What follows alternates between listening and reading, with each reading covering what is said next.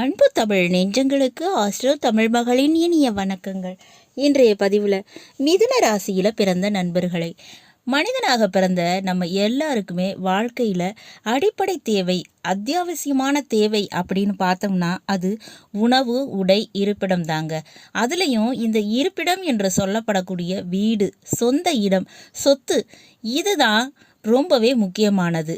ஆனால் அது எல்லாருக்கும் ஈஸியாக கிடைக்கிறது இல்லைங்க. சொத்து சொத்து என்பதை உருவாக்குவதில் பிரச்சனைகள் என்பது எழலாம், கடன் இருக்கலாம். அப்படி அமையக்கூடிய அந்த சொத்து யோகம் யாரால எப்படி எப்போது கிடைக்குங்க? அதைத்தான் பார்க்க போகிறோம். மிதுன ராசியில் பிறந்தவர்களுக்கு பதிவினை முழுமையாக பாருங்கள். பதிவு பிடிச்சிருந்தா லைக் பண்ணி, கமெண்ட் பண்ணி, மற்ற நண்பர்கள் உறவினர்கள் பயன்பெற அவங்களுக்கும் ஷேர் பண்ண மறந்துடாதீங்க. இதுவரை நம்முடைய ஆஸ்ட்ரோ தமிழ் மகள் சேனலை சப்ஸ்கிரைப் பண்ணாத நண்பர்கள் சப்ஸ்கிரைப் பண்ணி, கூடவே தெரிகிற பெல் ஐக்கானை கிளிக் பண்ணி ஆல் ஆப்ஷன்ஸும் செலக்ட் பண்ணி வச்சுக்கோங்க. ஏற்கனவே மிதுன ராசியில் பிறந்த நம்ம நண்பர்களுக்காக நம்முடைய சேனலில் 2025ஆம் ஆண்டு புத்தாண்டு பலன்களோட சனி பயிற்சி பலன்களும் பதிவு செஞ்சாச்சு. பதிவினை பார்க்காதவங்க டிஸ்கிரிப்ஷனில் லிங்க் இருக்கு, போய் பார்த்து தெரிஞ்சுக்கோங்க. சேனலை விசிட் பண்ணியும் நீங்கள் இந்த பதிவினை பார்த்து பயனடைஞ்சுக்கிடலாம். மிதுன ராசியில் பிறந்த நண்பர்களே, சொந்த வீடு, இடம், நிலம், இந்த விஷயங்கள்லாம் நிறைய பேருக்கு கனவாகவே இருக்குங்க. அது எப்போ தான் கிடைக்கும்? சிலருக்கு இதில் பிரச்சனைகள் இருக்கலாம், கடன் பிரச்சனைகள் இருக்கலாம். அது எப்போ தீரும் அதுவும் தெரியாதுங்க. அதை பற்றி இதில் பார்த்துடலாம். மிதுன ராசியில் பிறந்த நண்பர்களை, சொந்த வீட்டை குறிக்கிறது 4ஆம் வீடுங்க. உங்களுக்கு அப்படி 4ஆம் வீடாக அமைகிறது இந்த கன்னிராசி. அதுக்கு அதிபதி புதன் பகவான். அவர் உங்கள் ராசி அதிபதி தாங்க.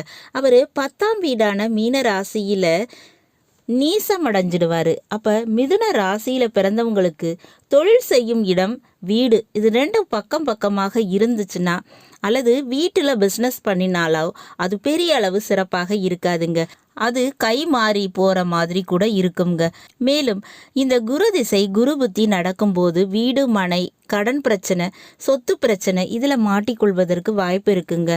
அதே போல் மீன ராசியிலேயோ மீன லக்னத்திலேயோ பிறந்தவங்க மூலமாக சொத்து பிரச்சனைகள் ஏற்படுவதற்கும் வாய்ப்பு இருக்குது. மிக முக்கியமாக பார்த்தோம்னா இந்த சொத்து யோகம் எப்போ தான் உருவாகும் அப்படின்னு பார்த்தோம்னா, குறிப்பிட்டு பார்த்தா மிதுன ராசி, மிதுன லக்னத்தில் பிறந்தவங்க, கன்னி ராசி, கன்னி லக்னத்தில் பிறந்தவங்க மூலமாக மிதுன ராசியில் பிறந்த உங்களுக்கு சொத்து உருவாகுங்க, அல்லது கிடைக்கும். அதுக்கு உதவிகள் கிடைக்கும். புதன் திசை புதன் புத்தி, சுக்கிர திசை சுக்கிர புத்தி. இந்த காலகட்டத்தில் ஏதாவது ஒன்று நடந்தால் கூட போதுங்க, அந்த காலத்தில் உங்களுக்கு சொந்த வீடு, சொத்துக்கள் உருவாகக்கூடிய வாய்ப்புகள் அதிகமாக இருக்குங்க. சொத்து பிரச்சனை தீரும், கடன் பிரச்சனை தீரும்.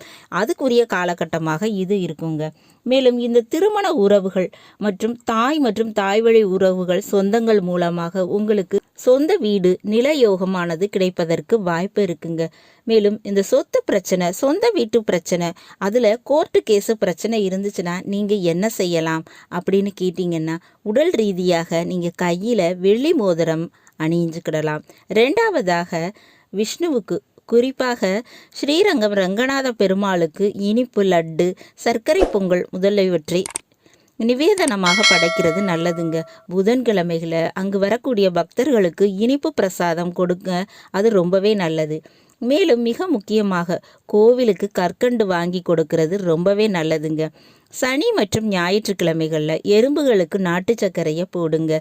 இதன் மூலமாக உங்களுக்கு இருக்கக்கூடிய சொந்த வீடு பிரச்சனை, கடன் பிரச்சனை இதெல்லாம் தீரும். மேலும் மிக முக்கியமாக மிதுன ராசியில் பிறந்தவங்களுக்கு கன்னி ராசி, கன்னி லக்னத்தில் பிறந்தவங்களுடைய தொடர்பு ஏற்பட்டால் அதனை பயன்படுத்திக்கோங்க. அவங்க மூலமாக சொத்துக்கள் மட்டுமல்ல, நிறைய நல்ல விஷயங்கள் உங்களுக்கு நடப்பதற்கு வாய்ப்பு இருக்குங்க. அவங்கள பயன்படுத்திக்கோங்க. நல்லது நண்பர்களே, இன்றைய பதிவு உங்களுக்கு பிடிச்சிருக்கும்னு நினைக்கிறேன். பிடிச்சிருந்தா லைக் பண்ணி, கமெண்ட் பண்ணி, மற்ற நண்பர்கள் உறவினர்கள் பயன்பெற அவங்களுக்கும் ஷேர் பண்ண மறந்துடாதீங்க. இதுவரை நம்முடைய ஆஸ்ட்ரோ தமிழ் மகள் சேனலை சப்ஸ்கிரைப் பண்ணாத நண்பர்கள் சப்ஸ்கிரைப் பண்ணி, கூடவே தெரிகிற பெல் ஐக்கானை கிளிக் பண்ணி ஆல் ஆப்ஷன்ஸும் செலக்ட் பண்ணி வச்சுக்கோங்க. மீண்டும் நல்லதொரு வாய்ப்பினில் உங்கள் அனைவரையும் சந்திக்கிறேன். அதுவரை ஆஸ்ட்ரோ தமிழ் மகளின் அன்பு கலந்த வணக்கங்கள். நன்றி.